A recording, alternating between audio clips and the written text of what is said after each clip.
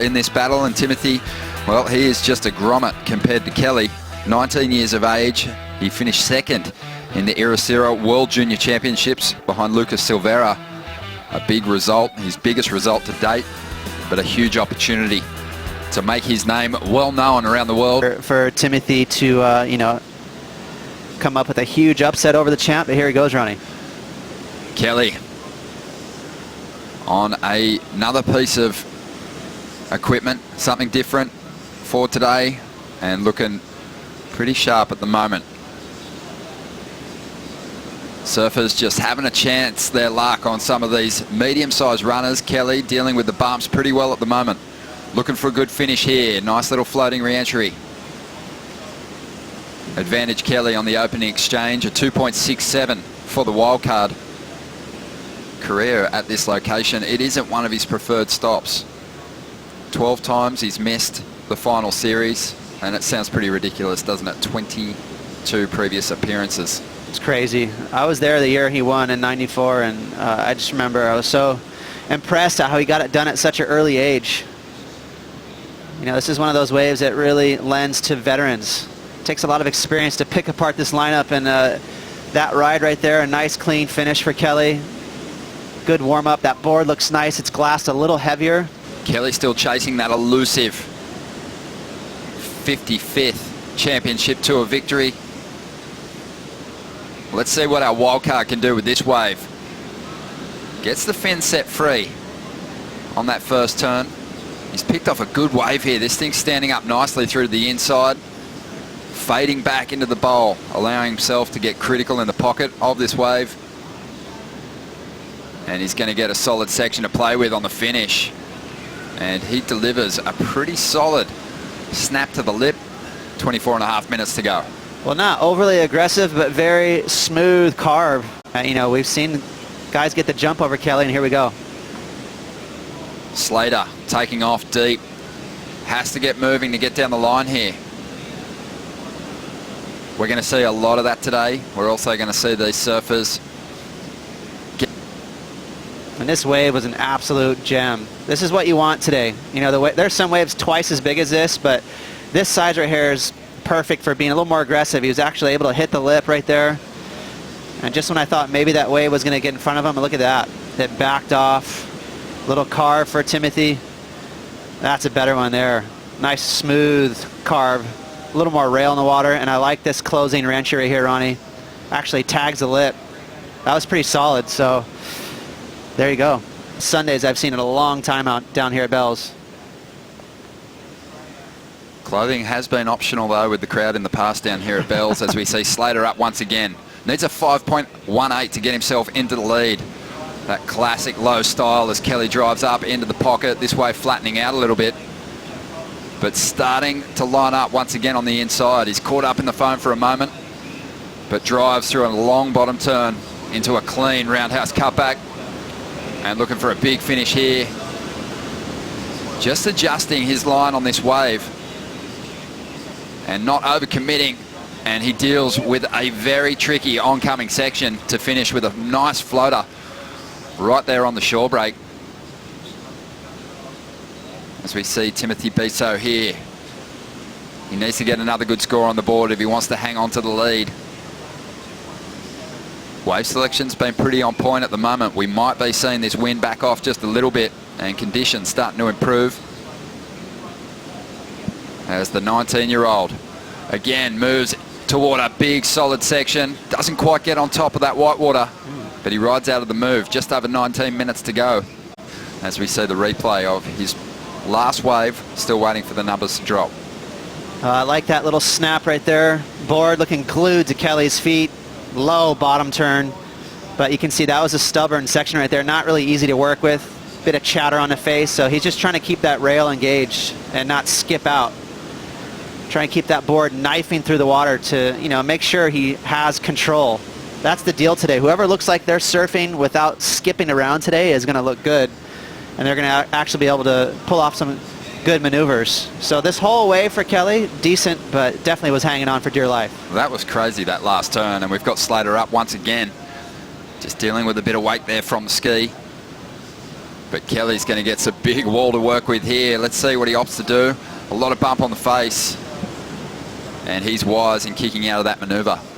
That was just a big old mess of a wave. Timothee Bisso in this round 2 heat, Ross, has to put together one of the best performances of his life.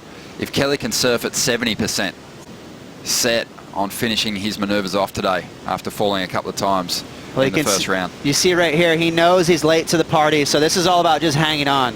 He got that projection out into the flats, but that off the lip was not the way he designed it. He wanted to, you know, tag it and really, you know, maybe even get the fins free just a little bit. But I like the fact that Kelly realized, hey, I'm still going to make a score out of this maneuver. So he handled his business. But it was definitely a kind of a tricky maneuver. It didn't really go to plan for Kelly, but he grinded it out. This wave was an absolute dream. Just look how smooth it is.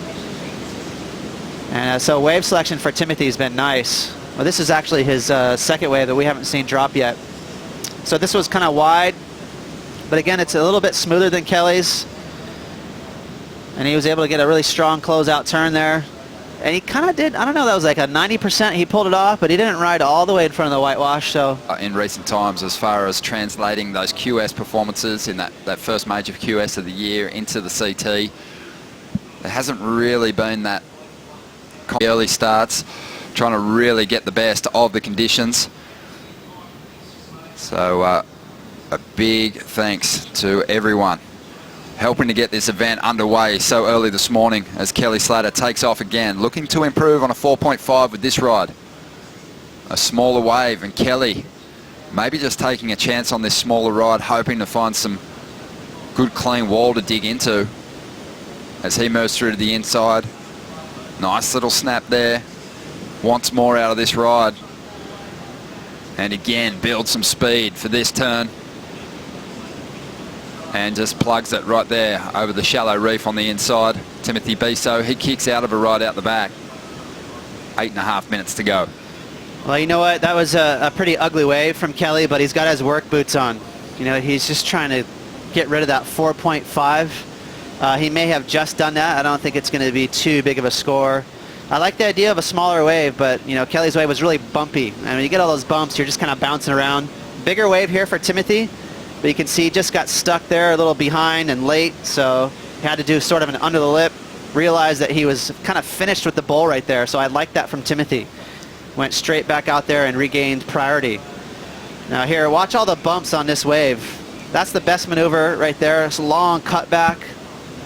Pretty technical rebound right there, so things are looking good, but this is where it got all choppy.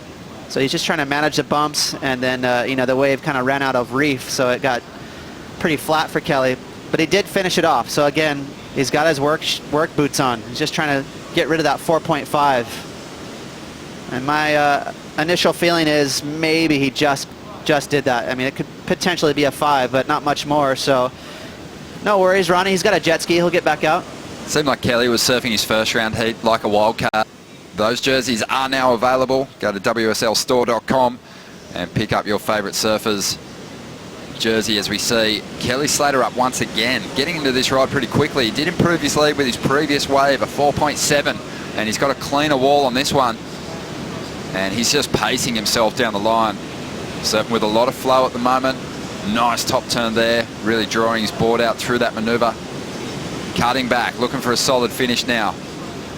It's going to be a tricky section, and Kelly's going to climb up on top of the wave. Almost stamped that thing. It looked like he almost missed the opportunity to throw down a big move at the end of that ride, but then found. Yeah, the current takes you right towards that set of rocks. It can be nasty. On-site announcer Sean Doherty, who writes great comp reports for the WSL, he famously got worked across those rocks a couple of years back. It was great to see as Kelly Slater, we watch him on the replay, almost stamps this thing, but that was straight on the flat water. Yeah, it wasn't on purpose, but he got caught hanging back on his back foot, couldn't really get over the deck of his board, and that's why he didn't ride out of that move. But what I meant by saying, you know, all day long, the big test on those closeout moves, it's always going to shoot you out into the flats.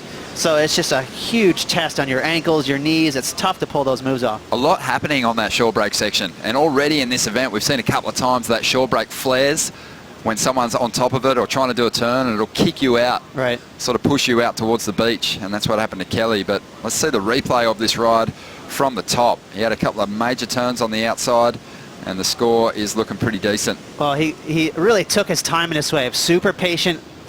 I like that snap right there. Actually got a little bit of tail involved, so it's like a complete turn. You're going to see a lot of round carves today, kind of smooth cutbacks, but I like that Kelly had just a little bit of flair with that tail. Would have been great for him to cap off, maybe even an excellent score if he rode out of that float. Because the scale has been set on some big set waves. He's paddling for this one. The onside announcer counting it down, and Timothy lets his frustration out, slapping the water. Kelly Slater will be moving on through to round number 3, the 11-time world champ. A bit more composed in the second round. And that's a good heat for Kelly. That's one of those heats where he'll come in actually frustrated. Even though he's got the win, it was grindy. You know, look at him. He's double fist claiming it. He's been losing a lot of heats lately, so a little cheeky there. But, you know, that's one of those heats where you're like, I didn't even really rip, and I won the heat. You know, it's tough going out there. Well, there are the heat score totals for you. As Ross said, a grindy heat, but Kelly with a couple of sixes does enough to get the jump on the 19-year-old wildcard.